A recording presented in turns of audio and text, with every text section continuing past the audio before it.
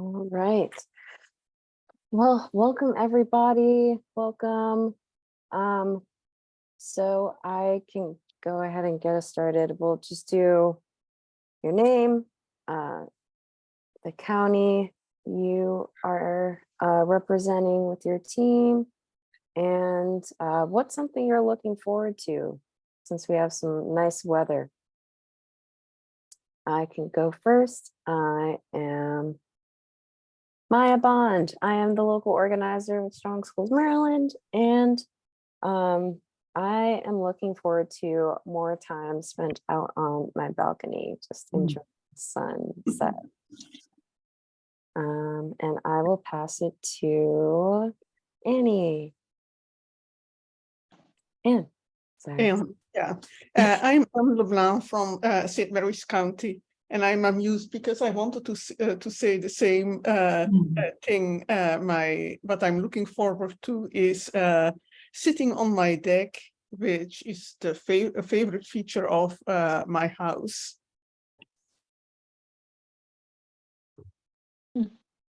And feel free to pass it on to the next person. How do I do that? Just choose whoever. Let's say their name. Yeah. Okay, Please. I only see one person, Vicky, so Right. I'm Vicki Vestrich. I'm a team leader with Indivisible Towson in Baltimore County. And I'm looking forward to renting or buying a new bike and riding on the NCR trail. Pick someone. Ria Gupta. Hi everyone. My name's Ria. I'm with Strong Schools Maryland as the Policy Research Fellow, and I'm excited to cook some summery foods. I don't know, like eat some more fruits. I don't know. I will pass it to Brenda, Dr. Conley. Hello, everybody. I'm Brenda Conley, representing the Baltimore Alumni Chapter of Delta Sigma Theta as a team lead for Baltimore City. And I am looking forward to planting my garden. If we could ever have the last frost of the year, I'll be in business. Let me pass it to Maddie. Thank you. Hi, everyone. My name's Maddie. I am also a policy analyst fellow with RIA with Strong Schools. If you couldn't tell, I am outside right now, clearly enjoying the warm weather. So I'm just looking forward to it getting even warmer, going to the pool, going to the beach. I'm just an outside person, so I can't wait. I will pass it to Joan. Hi, I'm Joan Roach. I'm team leader in Worcester County, and I can't wait to have coffee on my front porch for the first time of the year. And I will pass it to Ash. Hi, I'm Ash Esposito. I'm a team leader in Baltimore City, and I'm excited for art, like making art this summer. And I'll pass it. Who hasn't gone yet? Dr. Deborah?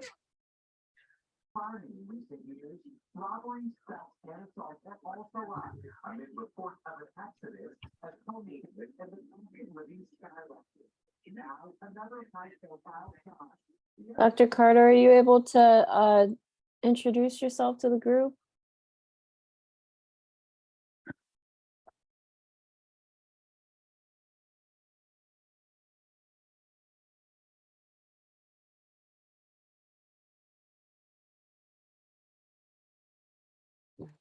She probably doesn't know she's muted.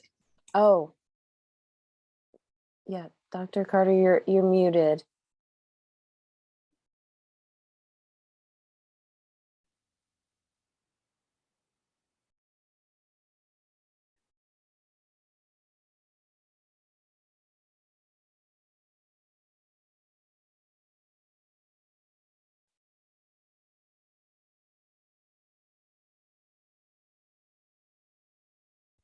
Okay. Dr. Carter, you can put it in the chat, introduce yourself in the chat if you're able to get to the chat.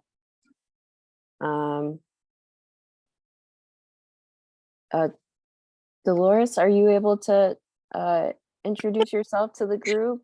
Yes. Yeah. Yes, this is Dolores. I hope you can hear me. I am in my car. I was trying to race to get home in time before this meeting. Can you hear me? Yes, we can hear you. Yes. So I decided to pull over. Okay. Well, thank you for joining. And what's one thing you're looking forward to since the weather is getting nice? It's spring. Oh, one thing I'm looking forward to, being able to take a longer walk. Awesome. Awesome. Well, Needing more exercise. yeah, I feel that. Let us not distract you from driving if you wanted to get home. No, I just pulled over. You know, I Okay. told you I have another one at 7, but I pulled over. Okay. Well, thank you, Dolores, for joining, taking the time to join. Appreciate it. Going between things. Nicole, did you want to introduce yourself? Hi, everyone. Yes, I'm driving as well.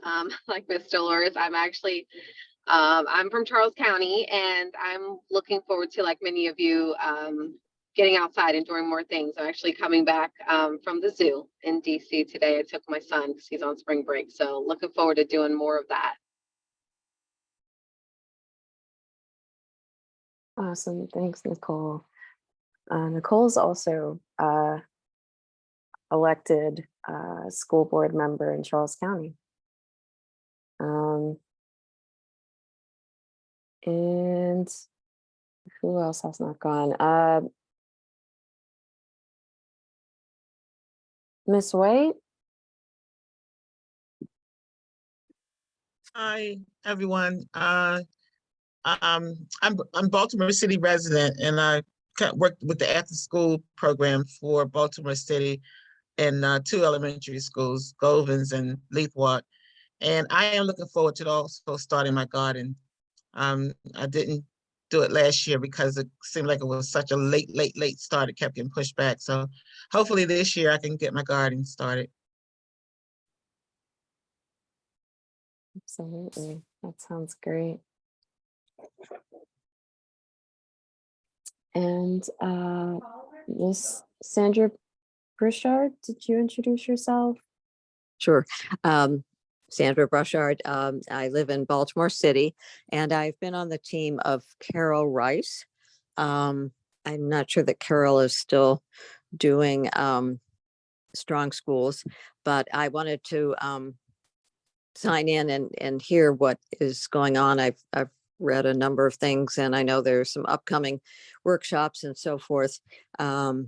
But I just wanted to, I guess, be apprised of the latest activity. Awesome. Well, thank you for coming. Definitely want to keep you up to date. Let's get started with our updates here. But first, wanted to show some team appreciation. Last month, March 15th, Dr. Conley, Sabrina, Dolores, and not pictured there is Danielle, joined us at the Community School Symposium hosted by Baltimore City Schools and Scholastic. It was really informative, and I am super grateful for y'all for helping us table that event. So thank you. And our agenda for today, so we'll just be touching base with our organizing priorities. Then we'll have legislative updates with Maddie, local implementation and outcome measures, updates from RIA, Blueprint Coalition, just letting you know when the next meeting is going to be. then we will have time to hear from everyone about county updates. And then we'll have the call survey, and I will stick around if anyone has any things that they need to kind of plan out and think strategically about for how to make some waves on the local or state level. So excited to dive into it. So where are we right now? We'll hear from Maddie a bit about where we are right now with the state level, but as always, just ensuring the maintenance of full blueprint funding. At the local level, we'll hear from RIA. We had those first round of local implementation plans released. And we also are looking forward to a post-session wrap up and retreat to reflect on what we have learned. So with that, I will hand it over to Maddie to give us a briefing on legislative updates. Thank you, Maya, and hi, everyone. It is an exciting time in session. The budget passage deadline was on Monday, and I am so excited to announce that the legislature came to an agreement to allocate $900 million to the Blueprint Fund, due in part to our amazing advocacy efforts, including many of you, and our Blueprint Coalition. Also in the budget, a compromise was made to allocate $9 million to the Boost program, a little bit up from the governor's initial $8 million, but less than the Senate wanted. And while the House and Senate worked through all of their differences, they also allocated specifically $2 million for our Blueprint implementation coordinators, which is really fantastic. Maya, could you go to the next slide, please? Thank you. Another great win that we've had so far is the Trans Health Equity Act, which requires Maryland Medicaid to cover gender affirming services, including health services for children. Lastly, another bill on its way to the governor is House Bill 1148, which establishes a commission on behavioral health care treatment and access in the state. And it does just a ton of stuff for improving behavioral health services and access in not just education, but for the entire state of Maryland, which is something that's very closely aligned with the Blueprint. This is a very small glimpse into some of the legislation we have been involved with. To see the full extent, be on the lookout for a post-session report. We're super excited to share it. Maddie, Joan has a question. Does the Blueprint coordinator go through the formula? Yes, I actually am about to get to that. So I can actually wait. I might not be getting to that. Yes, I am. Sorry about that. Sorry about that. Yes, I'm about to get to that in just a second. So more updates and highlights based on our priorities. Our yearly legislative session in Maryland is not over. The last day of session, which is called Sine Die, is next Monday, and a lot can still happen. So first, I want to highlight a bill from our Blueprint implementation priority, House Bill 1196, sponsored by Delegate Stephanie Smith, which does wonderful things to Blueprint law, but most notably, it mandates state and local funding for the position of a Blueprint implementation coordinator in every county. So the state budget allocates some money for that, but then some money is also coming from locals. That was not originally the intent of the bill, but it went through the amendments process, and it is now the same funding as other things in education. It also alters the education funding formula to reduce local share by 10 million if a school district participates in the federal government certified eligibility program and has the largest enrollment of that. So this is Baltimore City. And it gives a state appropriation of $250,000 to low population density LEAs for fiscal year 2024, which is Kent County this year. And it also shifts Blueprint evaluation dates to better align with our implementation timeline. Next on our priority list is student-centered community schools. we worked with Senator Alonzo Washington to amend Senate Bill 814 to codify some best practices language for community schools in the state. The Promise Schools Bill, SB 814, has for all intents and purposes died, but the sponsor has said that he is working to get some of our amendment language somewhere else. So stay tuned and hopefully we can have some good news on that post-session. And then finally, we have our safe learning environments for all students priority. I want to highlight a particularly important bill that I love so much, House Bill 185, sponsored by Delegate Eric Ebersol, and inspired by a book his wife is writing on corporal punishment. This bill requires MSDE and the state board to actively address corporal punishment by withholding approval and licensure for non-public schools and small and large childcare providers unless they have a specific policy in place prohibiting corporal punishment. This is already the case in public schools. However, this would bring private institutions and childcare into this and effectively work to eliminate corporal punishment everywhere in schools and in childcare in Maryland. As we end this session and move into the interim, there are some things we really want to focus our energy on, and this is working with our coalition partners, the administration, and legislators to find sustainable revenue sources for the Blueprint Fund. We have a major win under our belt this session from the budget, but looking to the future, especially with a looming recession, it's really essential that we lock in dependable funding streams. We are really, really pleased at the dedication and communication that we have felt from Delegate Vanessa Atterbury, Chair of Ways and Means, and Delegate Ben Barnes, Chair of Appropriations in the House of Delegates. So we are really, really looking forward to getting to work there. And another big focus in the interim for us is community schools, and specifically community schools state leadership.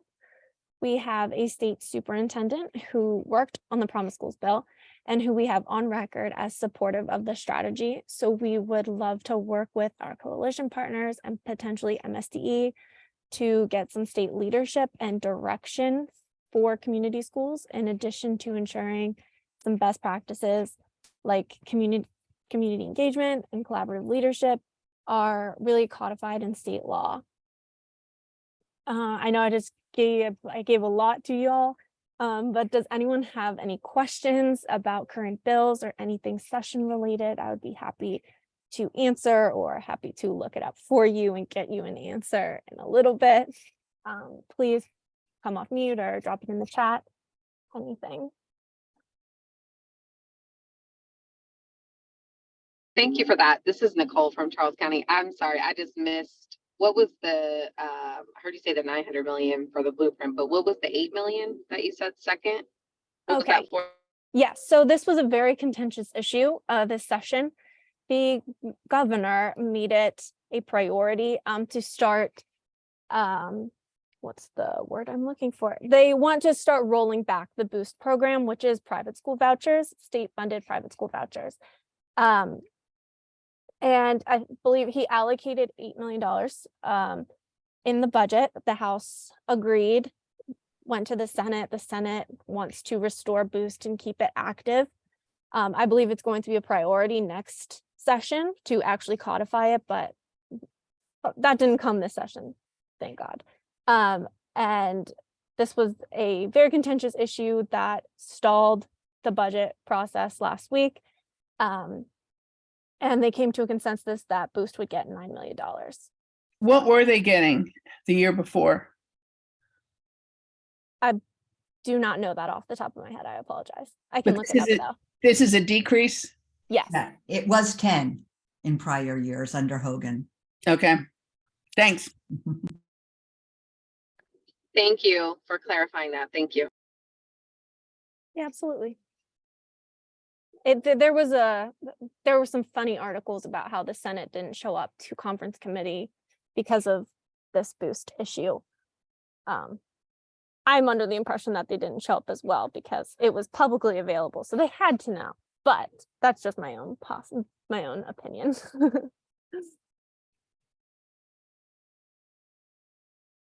Thanks, Maddie. Next, I just want to remind everyone too that in the team leader toolkit, we have our build tracker so that you can be kept up to date with what's happening. And also Dave sends out a weekly report card that also covers our weekly session updates. So know that those tools are available to you.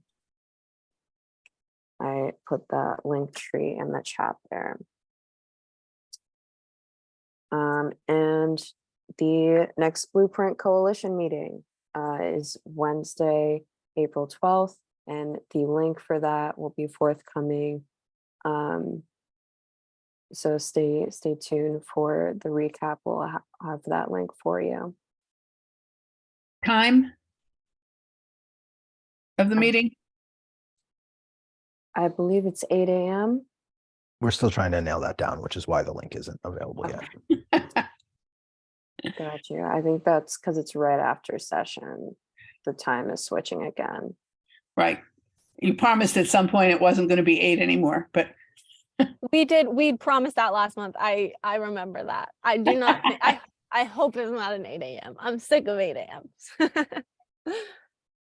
Hopefully the grace will be extended since we're leaving session time now. Yeah, I put that link in the chat for the link tree where it has the legislative toolkit, bill tracker, registration for next meeting, and all one pager with all the updates that we're covering during this meeting, as well as some extras. So definitely take a look at that. Next, we'll be hearing from Ria about local implementation plans. Hello, everybody. Thanks, Maya, and thanks for the updates, Maddie. So this is going to be a lot of updates. So just feel free to put all your questions in the chat as it goes, so we can answer them as it goes. So first, we're going to start off with local implementation plan updates. So as a lot of you know, on March 15th, every LEA and entities like MSDE, the Consortium on Coordinated Community Sports, Supports, and more submitted their own implementation plan for the blueprint. Before I get into the rest of the section, I want to walk through where you can find these reports on the AIB website so you can take a look for yourself. So Maya has it up that this website, it's on the AIB website. So when you go to the AIB website, you're going to click on that. There's a top right corner that says implementation plans. And when you click on that, you'll see a bunch of different entities. And then you're going to click local education agencies and you're going to see all your counties, and you can click on the county you live in or any of them to access their very own implementation plan. So we are currently working on a plan to engage you as team leaders with the implementation plans and your LEA. We're moving away from the progress reports. We're going to do something fun. We're going to do something productive and cool based on the feedback from the last progress reports. That is going to be coming after session in some form. But right now I wanted to update you that MSDE and the AIB are currently reviewing these local implementation plans through something called the criteria for success that has already been decided. And the criteria for success is linked in that one pager sent by Maya in that link. So now MSDE and the AIB are looking through these reports in a very, very short amount of time, so very short time frame. They hope to approve most or all of the plans by June, which is only 2 months from now, and a more detailed timeline of what the review process looks like is in that one pager. But I also wanted to talk through some high points with you so you're just aware of how things are going to go. So right now, the AIB and MSDE is currently withholding 25% of the county's fiscal year 23 state blueprint funding until the plans have been designated as meeting the minimum requirements. So right now, the AIB is determining if those reports that have been submitted meet the minimum requirements, which basically are they're just two. It has to meet a 99-page limit and it has to answer all the questions. So that will be decided by April and hopefully by the AIB meeting on April 13th, I believe, or 11th.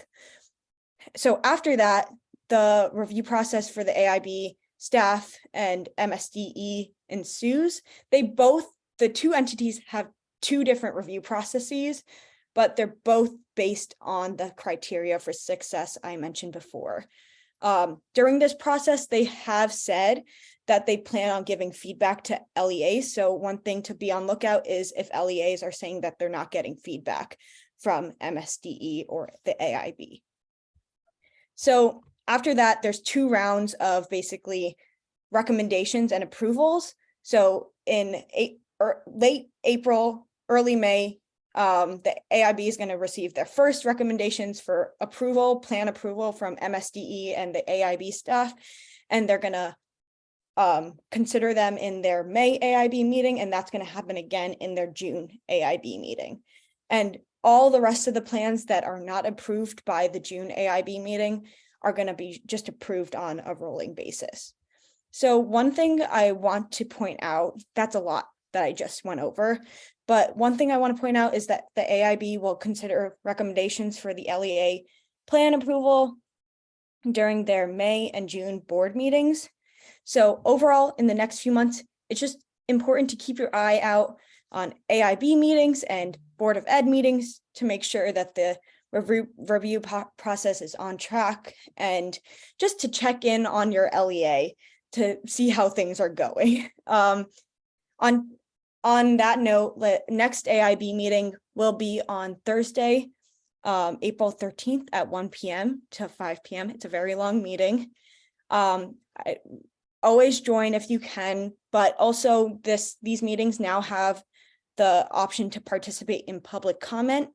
So you can follow the public comment instructions that are labeled on the one-pager. So it's a 2-minute public comment piece, and you must send your request no later than 5 p.m. on the day before the meeting, so by next Wednesday, a week from now. And it has a certain amount of information you have to submit with your request. You can also submit written testimony that will be seen by the AIB.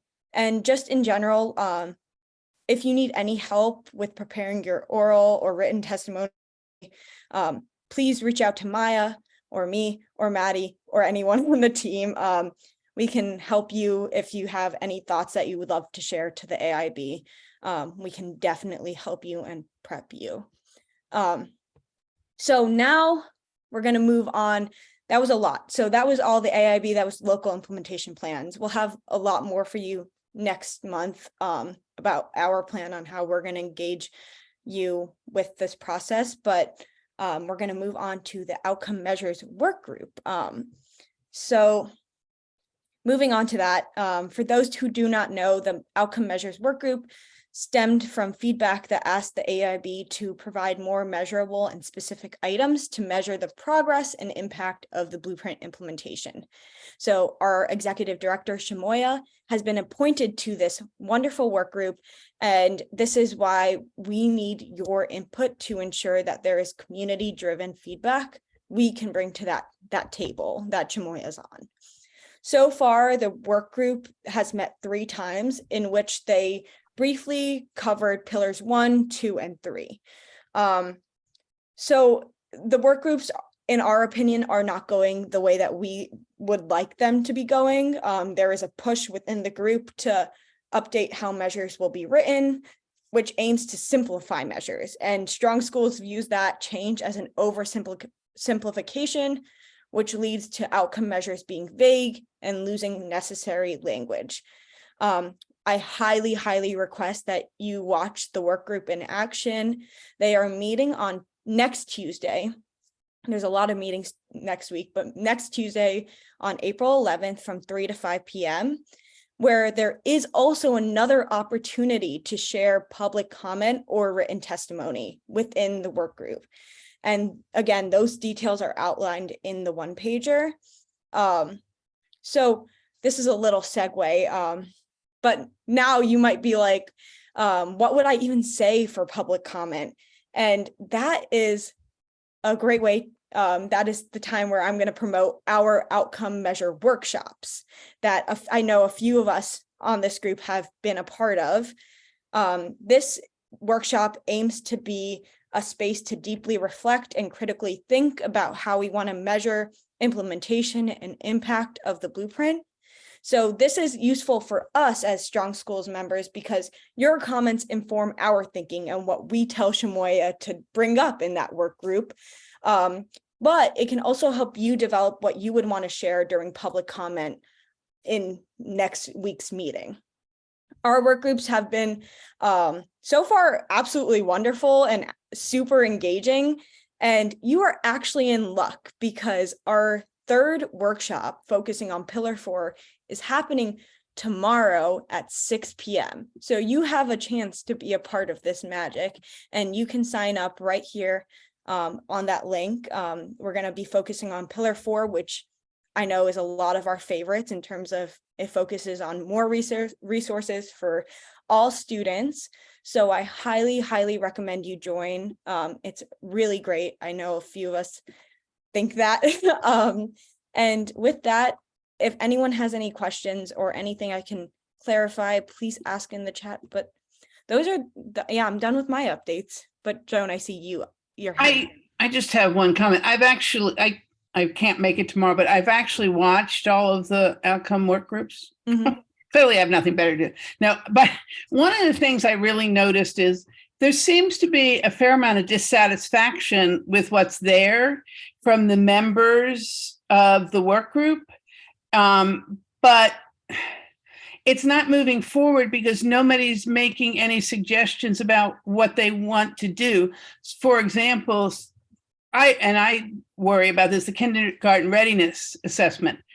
Is one measure enough? Well, if they don't think it's enough, somebody needs to come forward and say, how about we use X, X, and X? The teacher one, it said like almost everybody was dissatisfied with the with the outcome measures, but nobody has given any specifics. So that would be, I really think they need to be pushed on that. Yeah, that's a really great point, Joan. I fully agree with you. I think a big issue with that is the formatting of the meeting itself that limits productive feedback. It's just like it feels like you're going in circles. I totally agree. And Strong Schools is currently working internally to kind of figure out how to push for restructuring of better feedback and how we can get, because we agree with you, there's a lot of changes and a lot of feedback that we have that just hasn't been heard. Well, and a lot of the work seems to be done by the staff, which I understand, but are the members of the work group like talking to the staff as they come forward? Because there seems to be a little bit of a disconnect. Yeah, but I will definitely share that feeling with Chamoya. She'll be happy to hear that, and we'll take that feedback seriously. So thanks. I will share that with her. Any other questions, concerns?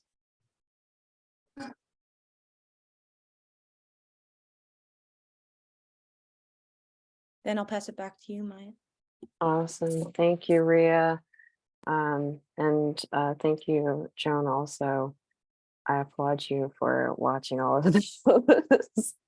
But yeah, no, those workshops have been a really great discussion. And I hope that as we continue to inform the AIB about how they can change and make those the work group more productive, that we can see the results that we want, because that's state guidance that impacts. Are you going to take a position on they have 2 new candidates? Has Strong Schools said anything about their choices? We will not be like siding with a candidate or anything. We are generally nonpartisan. I know this isn't like an elected thing, but regardless of who assumes the seat, we'll hold them accountable to the being on the board and all that entails. So as long as the work gets done. But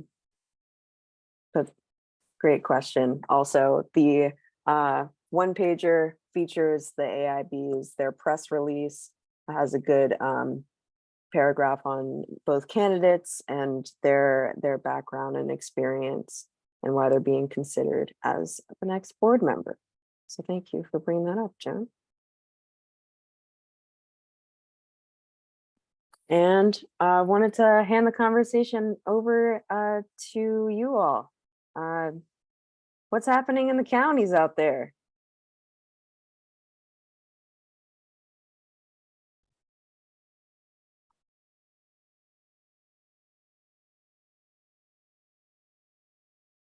I'll go. I think I'm the only one here from Baltimore County. So my efforts have been split and diverted away from the blueprint for the last month or so, because Baltimore County is in a fast track looking for a new superintendent. And it's by fast track, they started the process in March. They had 3 days of public comment opportunity at town forums and a survey. I guess I'm going into too much detail. Anyway, they started the process in mid-March. They plan to have the candidates announced, I think, there's a little timeline. And they plan to have the new person in place by July 1st. So there's a lot of concern that, that's going to limit the range of candidates. So we'll just kind of see what happens with that before we get back to, session's over and school year will be over, and maybe the summer will be the time to regroup and see what's coming ahead. So that's my report. Oh, thanks, Vicky. I think it's super important that we continue to be kept up to date about who's assuming new positions of power in the county. And the superintendent is definitely essential to blueprint implementation. So thank you for that. Dr. Conley. Our committee, as you know, I chair the Educational Development Committee for the Baltimore Alumni Chapter of Delta Sigma Theta. We have 2 subcommittees working on unpacking the blueprint. One we call our Strong Schools Partnership subcommittee, and the other is Community Outreach and Advocacy.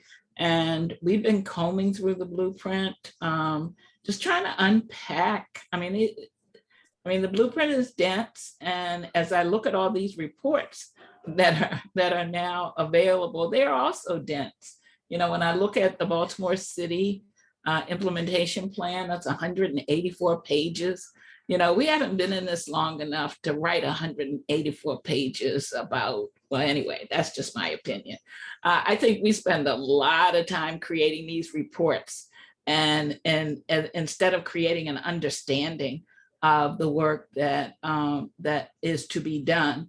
What we're working on is a position paper to help us have a conversation with the superintendent and perhaps the Board of School Commissioners to ask how we can help. We still clearly recognize that not everybody's talking about the blueprint. The people at the school level are not talking about the blueprint. I did have the opportunity to attend a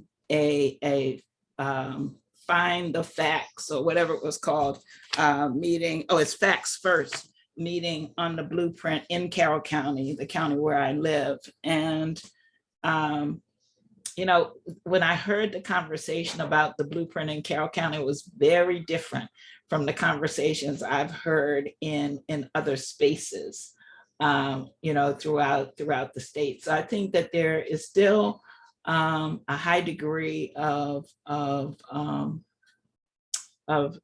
would say misunderstanding and lack of knowledge as it relates to the blueprint. And one of the questions that we want to ask the superintendent is, how can we help, or what is the plan, to get the word out, to get the message out so that the blueprint becomes common knowledge. So, instead of preparing all these dense reports, let's bring the conversation to the table so that we're talking about what it really is and what it really isn't. One of my biggest takeaways from the meeting in Carroll County is that every complaint that anybody ever had about what's going on in their school system is now being blamed on the blueprint. So the blueprint has become the bucket where we deposit everything. If there's an increase in class size, that's because of the blueprint. If safety is a factor in a school, that's because of the blueprint. And I think everything is just getting jumbled and confused. And as we continue to try to comb through these reports, what we're looking for are examples of things that that we're spending a whole lot of time on before we've really identified what it is we're doing and how we're doing it. I just took a quick glance at the criteria that they're using to assess the quality of the implementation plan. And until the school districts do some research on their own or bring what research they had to the table, they can't even answer those questions. They can't answer them. Honestly, we are planning our chapter is planning to try to do a pre-K roundup, in the Park Heights area to see if we can find some of the children who might be eligible for the pre-K, for seats in the pre-K programs that are available. But we have to do some research to figure out how many seats there are. It's one thing to say increase your programs, but some schools can't increase them because they don't have the physical space to do it. So are we just kind of shooting in the dark here? Where is the readiness aspect of this, where we look at who we are, what we're currently doing, and how the blueprint can help fill some of the gaps, and not create a greater burden for us. And I see a lot of this, kind of creating a greater burden for the people who are already under siege and those are the folks who are closest to where the work gets done. So, it's an uphill climb and we're going to hang in there. For sure. Thank you, Dr. Conley, for the insight. In Baltimore City, Carroll County, there's definitely a lot of work that needs to be done. I'm going to get to you, Joan, but Ash had her hand raised virtually first. No problem. Okay. Oh, I didn't mention this before, but I'm actually on the board of school commissioners, and I 100% agree with everything that Brenda said, because there are some board members that have been expressing like the same concerns internally, like it's not on our agenda. It's supposed to be like a regular agenda item. So we haven't even been having discussions about it. And then there have been some votes on the plan and not enough time for us to like review it, which is wild. So what we're trying to do is kind of like, one, change the culture and like do what you're talking about, which is like involve the community, one, in like knowing what's being rolled out and when, because as a toddler parent, like I didn't even know which schools had like pre-K3 available. Like I just happened to find, hear of one or whatever. So but we're trying to change the way things are structured so that there is like more community involved in like decision-making processes, because it haven't been like that at all. So I don't know if I could collaborate with y'all or anything, but that would be amazing. Because it sounds like, you guys are like tomorrow. Oh, that would be amazing. I will send you my number. I think Dolores is still on Oh, the yes, call. I did. I came back on. Okay. Yeah, and Dolores Winston is on, Alice Burley and Deborah Carter are on. We are all a part of the same organization, supporting strong schools and implementation in Baltimore City. So, if you don't mind, we'd love to reach out to you and just have a conversation and get your thoughts and ideas for how we can proceed. That would be extremely helpful. Absolutely. Thank you. Thank you so much. I'll put all my info in the chat. Okay. Yes to collaboration. And I'm pretty sure there are other Baltimore City team leaders who are not on the call that would love to also join in on that. So CC me and I will forward when you all have decided to meet to them as well. I'm going to go to Joan, then Nicole, then Dolores. So before I report on what we're doing, I've heard Dr. Connolly a couple different meetings, and I agree with you. I think that we need to come up with like a one-page plan. What would good community engagement look like that we can give to our systems? How can they give us readable reports? Because I know they're well-intentioned, but my experience in the two school systems I've been with is they don't really seem to have a good approach to it. So I'm also interested way out here by the beach. What's happening out here is we are approaching budget time.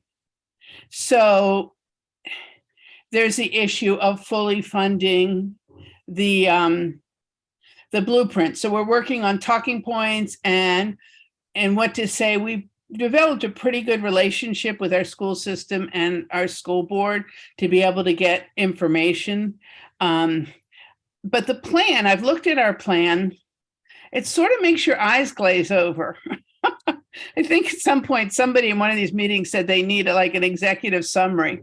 And I think that's true because it's too much to expect parents to really look at these things. And it's hard to know, because I don't know a ton of parents, to know what the conversation is in that community, but I think we need to try and figure out more about how they're understanding the blueprint. We have one board member who pretty much thinks that Pillar 4 should just not be implemented at all, which is, it's sort of hard to figure out how to fight that. But there's a lot of, it's our parents' rights. We should decide what our kids learn. The problem is they shouldn't get to decide what every kid learns. So those are some of the things that have been going on here. And we've had a couple letters to the editor, and we're going to continue through the budget season just to try to make sure it's implemented. One thing I'm disappointed about the blueprint coordinator, because I'm in a county where our percentage of state funding is low, and they complain about that all the time.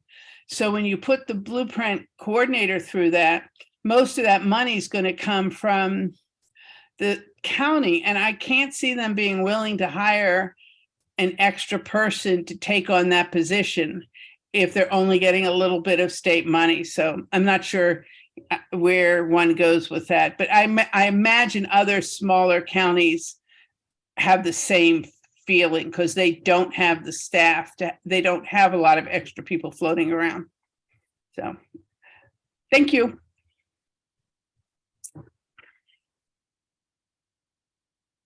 Thanks, Joan. Nicole? Thanks, Maya. Yes, guys. So I agree with a lot of what everyone has said, Dr. Conley, especially with some of the misunderstandings around the blueprint, particularly like just getting it down to where parents can understand, as Joan just mentioned. So as Maya told you all, and as you know, I'm on the Charles County Board of Ed, and I'm also a parent of a fifth grader that attends school here. So I'm kind of in, a unique situation, sort of like Ashley is, and, in different circles and hearing different things, but just a lot to unpack. But one thing I will say that Charles County, I think, has gotten right is investing in that implementation coordinator. And whoever it is, or whatever you call it, or if it's a team of people, I think it's really key, because our implementation coordinator, we just are very, just very fortunate, because she has really just been, a spearhead of this whole massive project that is the blueprint. She's gone out and visited PTOs at the schools to give presentation to parents on sort of a high level as to what each of the pillars entail.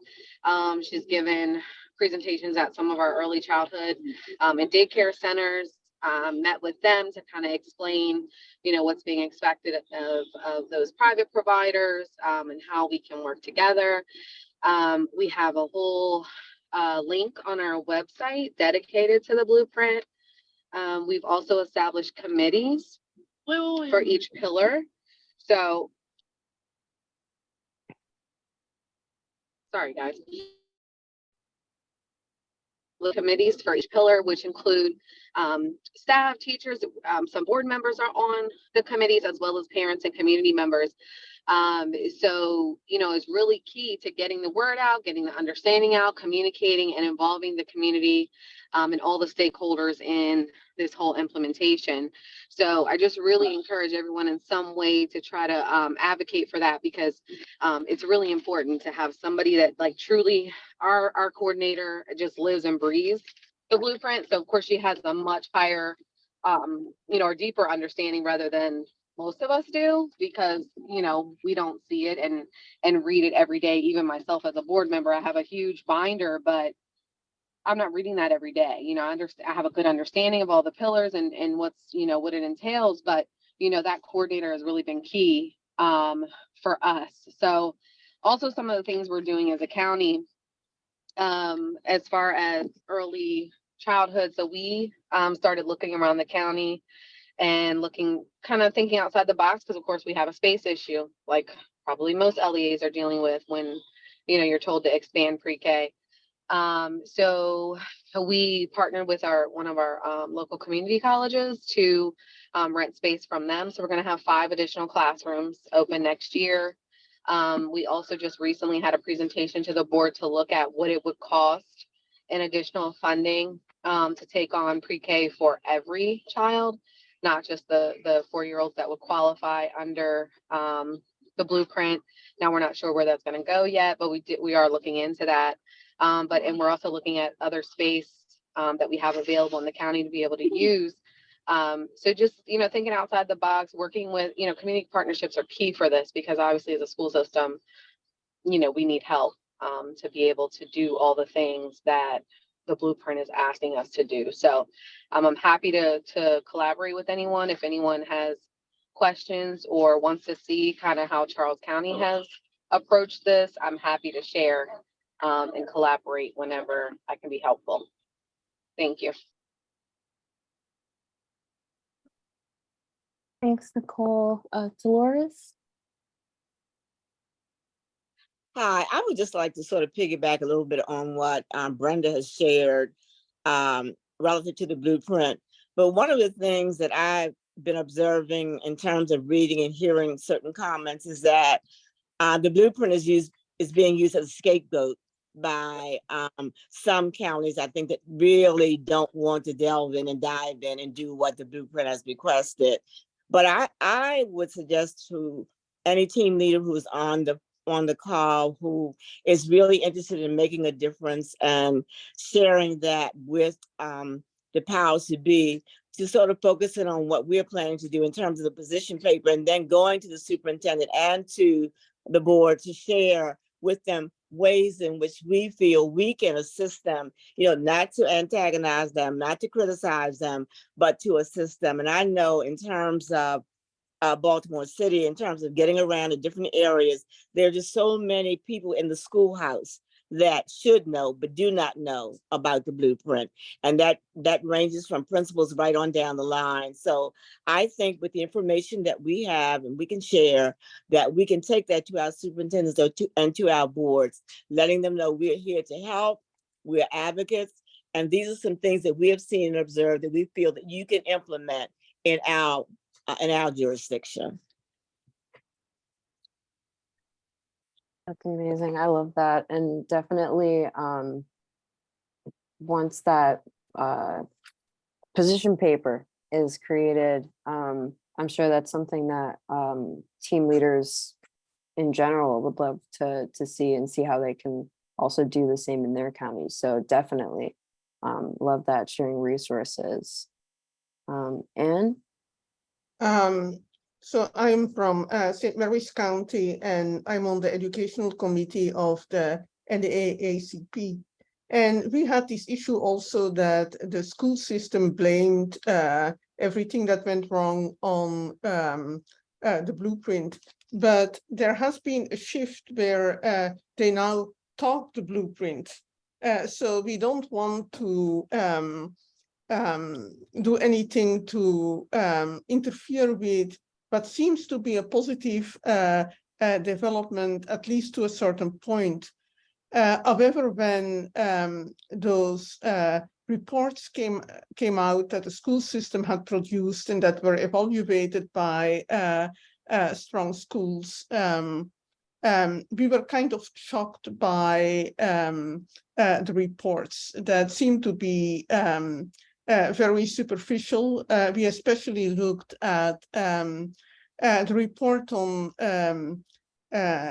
diversifying teaching staff, because that's kind of a sensitive issue in St. Mary's County. The school system maintains that it just cannot be done, that they have everything that they could possibly do, but because of the shortage of teachers in general, they can't become more diverse.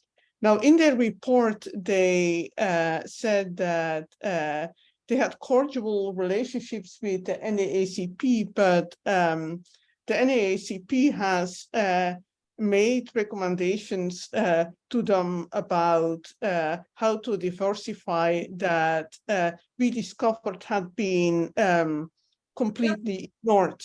So we returned to those recommendations. We had a meeting with the superintendent.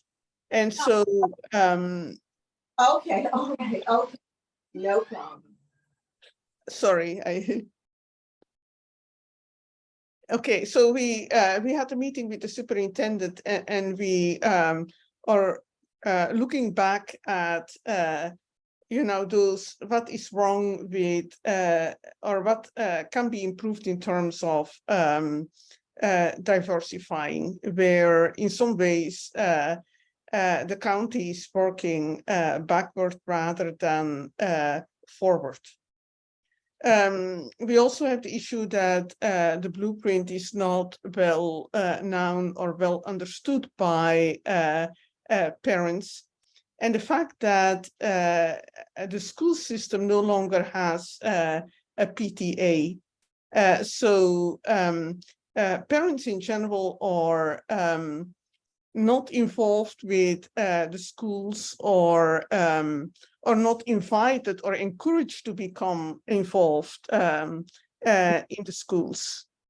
And I think this is an issue because, when we talk about the NAACP, when we talk about the reports and what was wrong with the reports, this is not very well received by the school system. But I think if the parents would bring up the issues, if they became the voice for Strong Schools, I mean, there is a much better chance that the school system would have to listen. So increasing parent involvement, returning to the issue of diversity, and looking at the recommendations that were made by the NAACP, but were never properly implemented, or two things that have generated a lot of discussion. We have compared the reports that came out of St. Mary's County with those of PG County, because they were the ones that received positive feedback to their reports, and there is an obvious difference in quality of reporting, but we have to figure out how to talk to the school system in a way that doesn't further alienate them.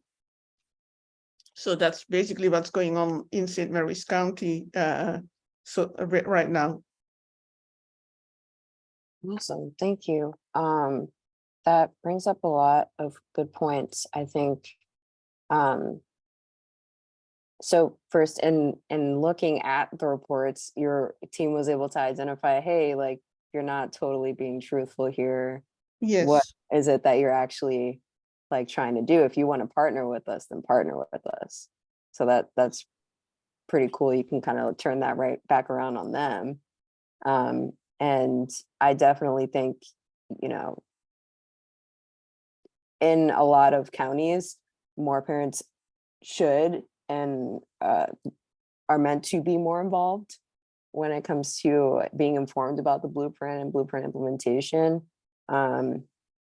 So I definitely would be down to strategize how we can try to get more parents involved. If there's folks from the NAACP that have children in schools, and I'm not sure about the state of community schools in St. Mary's, but that's a model that actively encourages community involvement. So there's a Yes. lot of ways.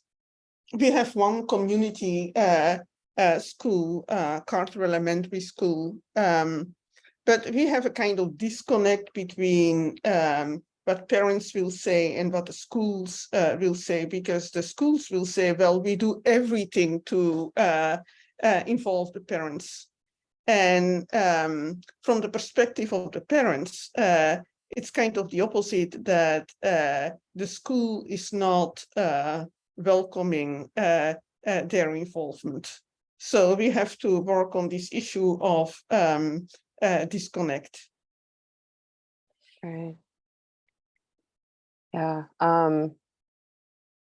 How can the schools be more welcoming? And maybe it's a matter of talking to parents and being like, so what would a more welcoming environment look like, and demanding those things. Yeah.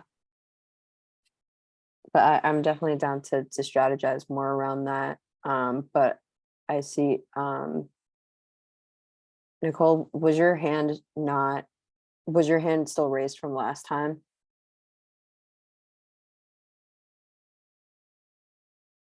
Okay, cool. And then Dr. Conley. I had a question about the 25%. And I was trying to figure out where it was mentioned before. I don't know if Ria or Maddie talked about it, about the withholding 25% from the school district for what? Can you explain that again? Yeah. Maya, please like interrupt me if I'm saying things wrong, but so this is like a simple withholding in terms of it's withholding 25% of state blueprint funds to every county right now. And basically it's just to make sure that the reports were submitted correctly. So once the minimum requirements are checked off for the report, those funds will be automatically made available. And the minimum requirements for the plan are a 99-page maximum and that they answered all the questions. So I think that will be discussed in the upcoming AIB meeting on Thursday. If which reports are good, but this is not like a set thing. Like the LEAs have a chance to revise, and that's what they've told us is in the process right now of happening. Yeah. I was just wondering what would happen if a school district decided that they couldn't do everything that's required in year one. You know, what are they going to take more money? You know, if what happens when you tell the truth about what you can do? I mean, is there a penalty? I could probably answer that question myself, you know, but I think that's kind of where communication breaks down, when we come out of the gate with penalties.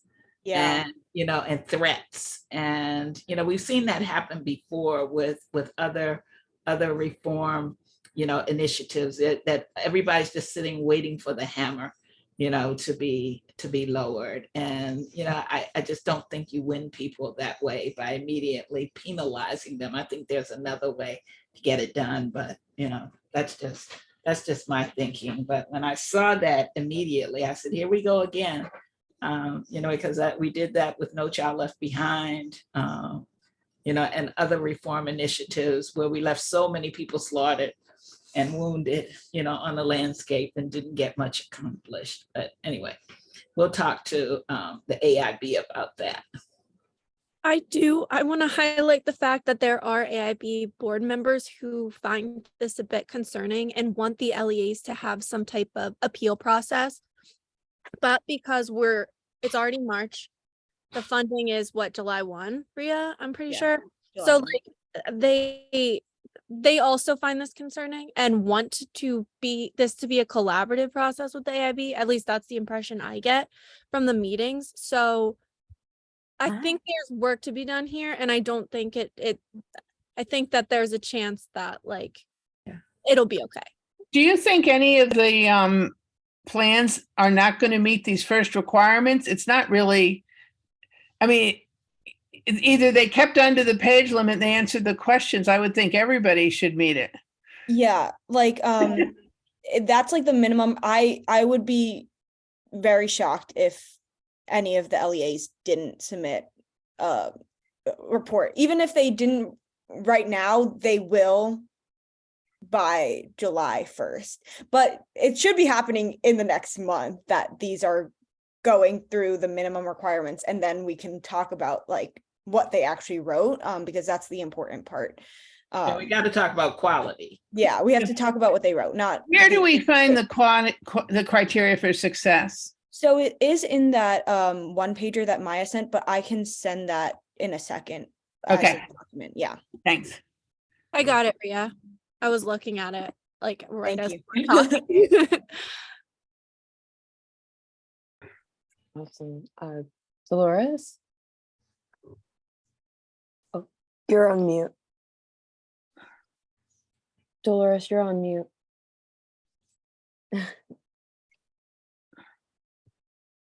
I guess another concern that I have, though, is that you put these plans on paper and who's monitoring to see that they're implemented? I know what AIB is supposed to do, but I'm saying who is monitoring? I mean, I could write a whole lot on a piece of paper, but I'm concerned as, okay, it's on the paper, who is monitoring to see whether or not that is being implemented? Yeah, that's it's definitely supposed to be the role of the Blueprint Implementation Coordinator to be that go-between from the state to the local level to ensure that what's being put on paper is going to be achieved in the time frame that they're saying it's going to be achieved. And I think that's where in general, there is a lot of communication that they're saying is happening behind the scenes between the school districts and the AIB. They're technical advisory kind of meetings that they had leading up to the submission of the local plans, and will continue since that is a part of what they're saying they're meant to do.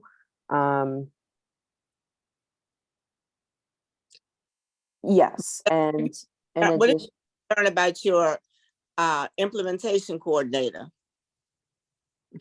Sorry? I said, what if you have a concern about your implementation coordinator? I'm not dragging this out, but what if you have a concern about your implementation coordinator? Absolutely, no, it's reasonable to have a concern, and that is something that you could take up with the superintendent, the school board, to bring it to their attention. It can be kind of difficult if, in the case of Baltimore City, that they are not regularly discussing Blueprint implementation at their meetings, but it would be even more reason to drive more conversation, more public comment towards what the Blueprint Implementation Coordinator is doing. In addition, Nicole put in the chat, and thank you, Nicole, the expert review teams are doing school visits. That's not as consistent because the review teams are going to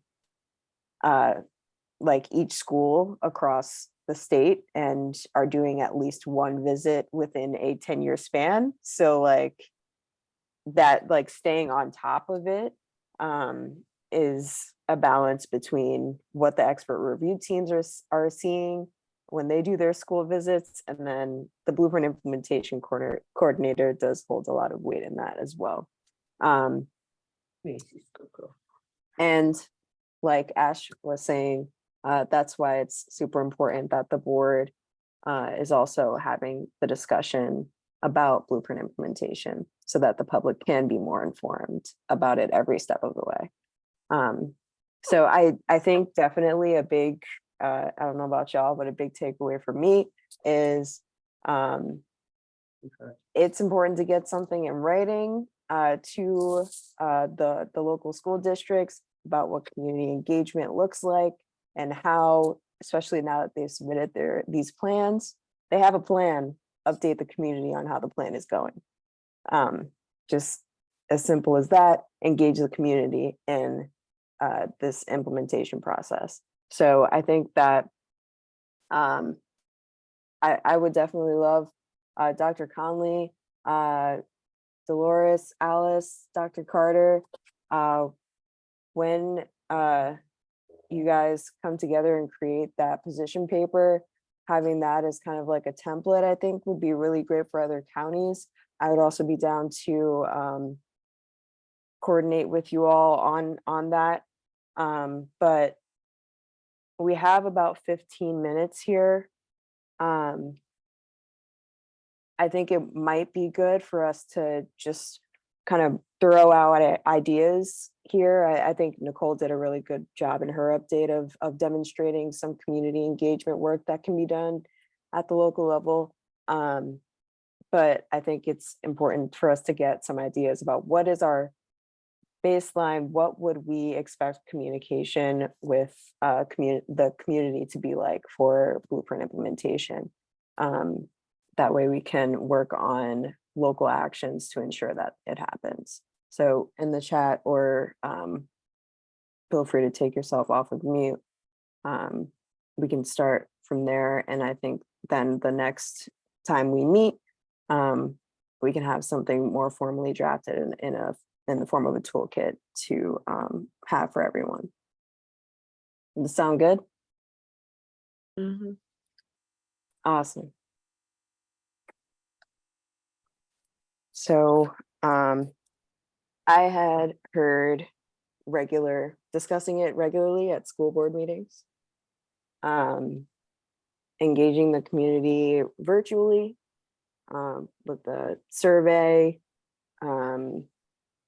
regular meetings, and updating on some kind of web page. But any other ideas you all have, feel free to think outside the box.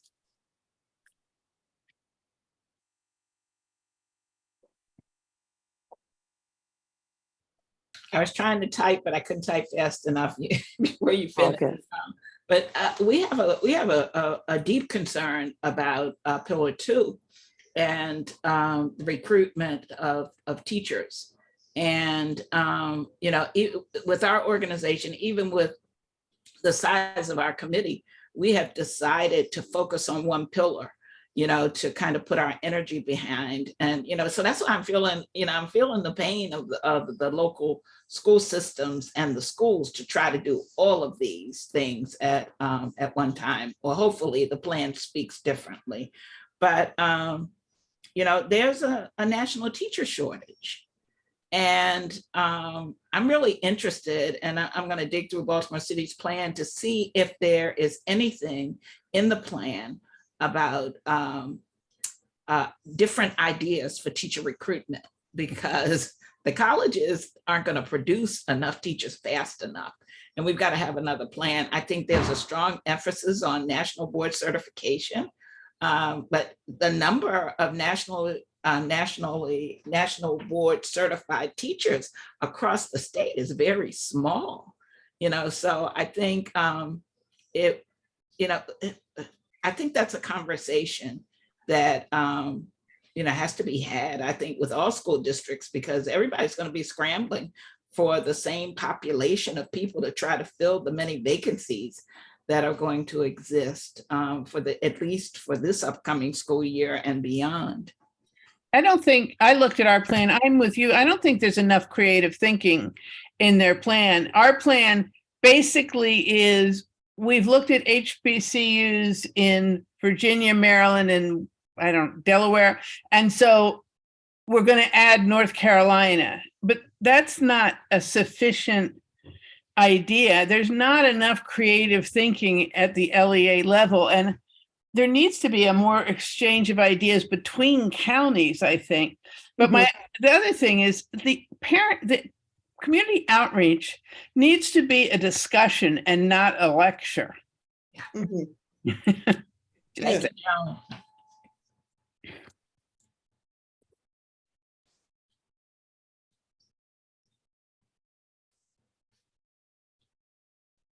I want to highlight something real quick. I'm putting a bill in right now in the chat. It's called the Maryland Educator Shortage Act. It's kind of a big bill this year. It was proposed by the administration. It's a priority for the new governor. It's not a magic pill that's going to solve all these problems that we're talking about. But when we talk about out of the box thinking, it's the original intent of the bill was supposed to expand the Grow Your Own program and codify it in state law. I believe that got struck out. So, and this is also not, we haven't taken too much action on this bill, Strong Schools, because this is an MSEA bill. However, when we're thinking about ideas, if you want to take a look at this, it can be a resource. Yeah, just wanted to put that out there. That's definitely helpful, Maddie. Thank you. I think that's a good perspective to have also when we're thinking about how to address local problems, is like, does something exist at the state level that we can replicate locally? And I mean, the AIB has public comment available. If, like, for instance, Joan brought up, well, the local funding is kind of an issue for the smaller counties. If that is the case, and if there is some kind of idea that's brought up in state legislation, why not bring that solution to a problem to the AIB in their public comment? And they definitely have the resources to introduce bills next session that could adjust and address the problem. So there's a lot of ways we can tackle the different issues that we're seeing.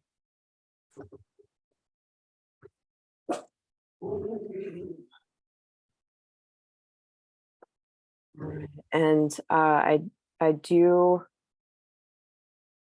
don't want to stop the conversation because it's literally amazing. I appreciate you all, but in the interest of time, I do want to move us along, so that we have time for our survey.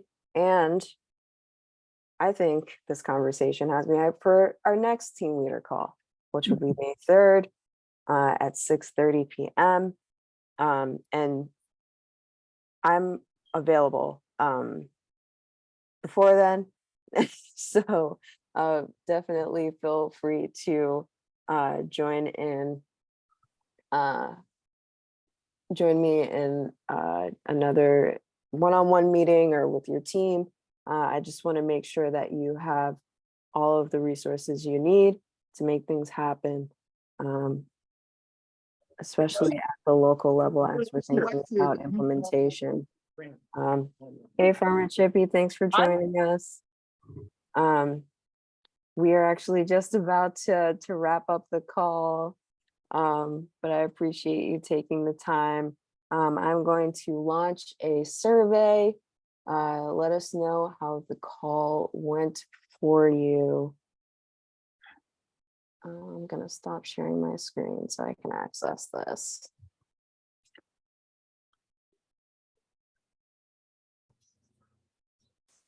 All right, the poll should be up on your screen now. And once you've completed the poll, be sure to register for the May team leader call. I will drop that link in the chat for you to do so.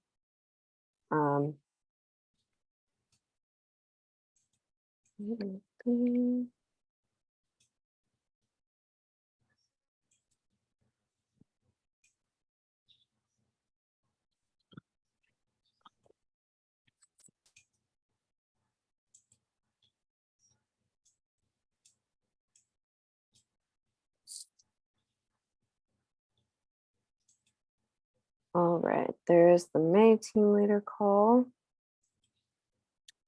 Registration linked in the chat.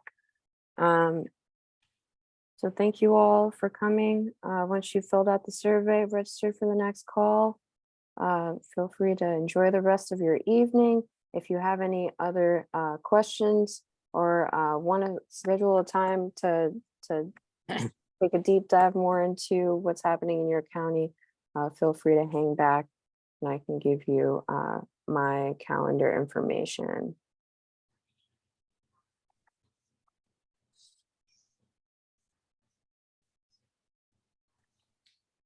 Okay, thank you very much. Yes, have a good evening. Thank you. everyone. I could come back. The other meeting that I had was canceled. Oh, okay. Well, thank But you. thank you. I'm glad I was able to come back on. Yes. Dolores, can you call me when you hang up? Yes. Okay. Good night. Good night. Good night, everyone. Thank you.